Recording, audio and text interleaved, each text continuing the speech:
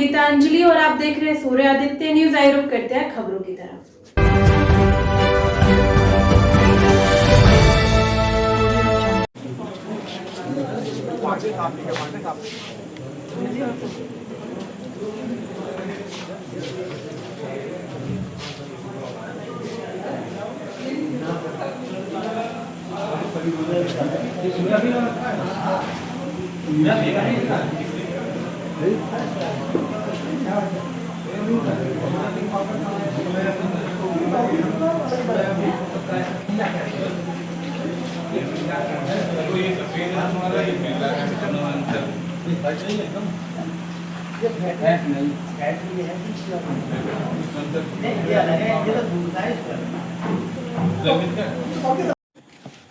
क्या नाम बोला?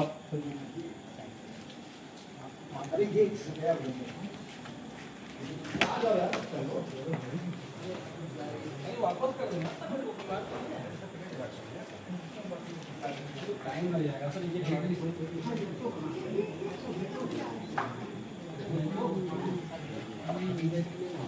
जो दो आप लेके आए वो लोग आप लोग साथ में हो।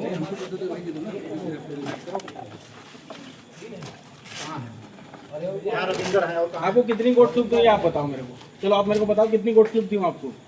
सर सर वो रिसीव करने के तैयार नहीं। आयुक्त खाद्य सुरक्षा एवं औषध प्रशासन डॉक्टर रोशन जैकब और जिलाधिकारी महोदय के निर्देशन में और उनके समग्र पर्यवेक्षण में यह अभियान चलाया गया था। काफी समय से सूचना मिल रही थी कि जनपद का गांव नाहली पनीर निर्माण के लिए प्रसिद्ध भी है, प्रसिद्ध या चर्चित कहें, चर्चित था और यहाँ पे कार्रवाई करने की योजना बनाई गई। इसमें जनपद के बाहर की टीमों द्वारा और जनपद की टीम के द्वारा कुल 6 टीमों ने कार्रवाई की। 3 थानों की फोर्स ने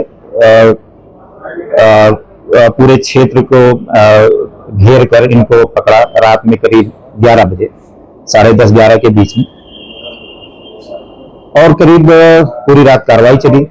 सुबह जो माल पकड़ा गया था, जो संदिग्ध था, पेरिसेबल नेचर का था और जिनकी गुणवत्ता संदिग्ध थी, पनीर और खोआ, उनका विनिष्टीकरण कराया गया। मौके पे 3 फैक्ट्रियां पकड़ी गई। इसमें एक मोहम्मद शकील, दूसरा उसी के भाई मोहम्मद कफील की है और तीसरी कलवा की थी। इनका पनीर निर्माण और खोया निर्माण का अपना एक तरीका यह था कि ये स्किम्ड मिल्क पाउडर यानी दूध के पाउडर में वनस्पति ऑयल, स्पेशली पामोलिन ऑयल मिलाकर और अपमिश्रक मिला के जो मौके पे पाए गए हैं, जैसे फैब्रिक व्हाइटनर मिला है, फैब्रिक व्हाइटनर रानीपाल, जिसका उपयोग हम कपड़ों को चमकाने में करते हैं, तो वो लगाया जा रहा था, जिससे पनीर एकदम ब्राइट दिखती है। कुछ संदिग्ध पाउडर मिले हैं सफेद रूप में जो टेल्कम पाउडर जैसे हैं, उनके भी उपयोग की संभावना, उसके नमूने लिए गए, उनको जब्त किया गया है। और एक यूनिक केमिकल मिला है जो प्रायः टेक्सटाइल इंडस्ट्री में यूज होता है as a surfactant and levelling agent. जो ब्रांड मिला हुआ है उसका भी सैंपल लिया गया है, उसकी हम लोग जांच करा रहे हैं। उसको इमल्सिफाइंग एजेंट के रूप में यूज करते हैं, अर्थात जब हम SMP घोल कर और उसमें तेल मिलाते हैं तो तेल और घोल का फेज अलग अलग होता है। तेल ऊपर तैरता रहता है, तो दोनों को होमोजेनियस मिक्सचर बनाने के लिए कि जो पदार्थ डाला जाता है उसको इमल्सिफिकेशन या इमल्सिफाइंग एजेंट बोलते हैं।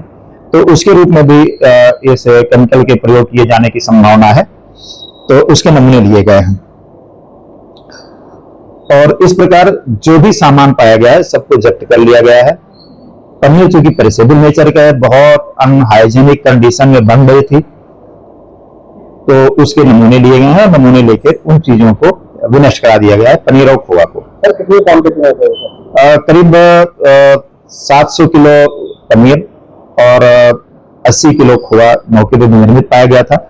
क्योंकि हम लोग जब पहुंचे तो निर्माण शुरू ही हुआ था, तो इसलिए निर्मित सामग्री कम मिली और कच्चा माल ज्यादा मिला। कब से लोग नकली पनीर बना रहे हैं?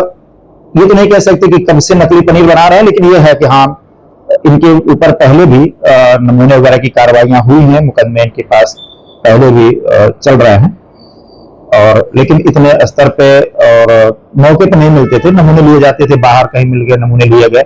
गांव से बहुत डेंस गांव है, तो वहां पे एक कहाँ सप्लाई की जाती है? सप्लाई के लिए इनकी अपनी सभी की पिलखुआ हापुड़ में इनकी दुकानें हैं।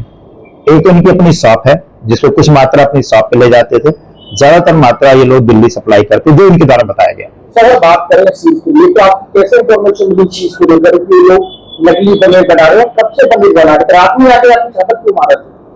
देखो, छाप का रात के मारने का उद्देश्य ये था कि नमूना लिया जाता है, नमूना जांच के लिए भेजा जाता है, रिपोर्ट आ जाती है, लेकिन कोई चीज प्रोसेस में है तो हमें वो केमिकल मिलने चाहिए जिन जिन चीजों से मिलाया जाता है।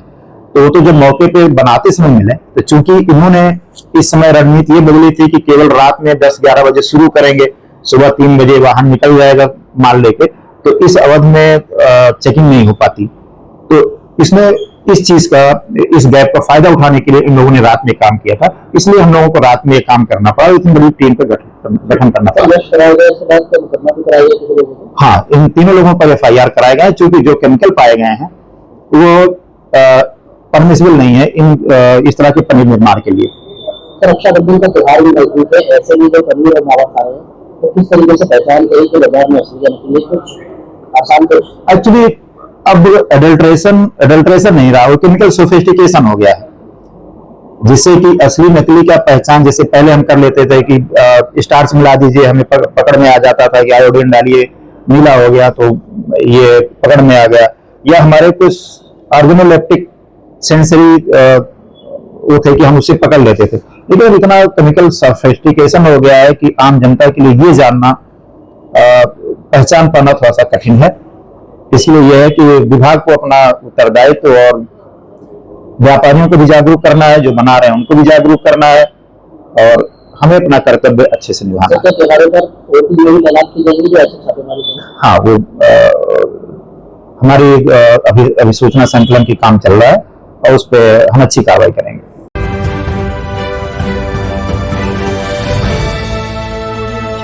आज के लिए खबरों में बस इतना ही। कल फिर होगी आपसे मुलाकात। नमस्कार।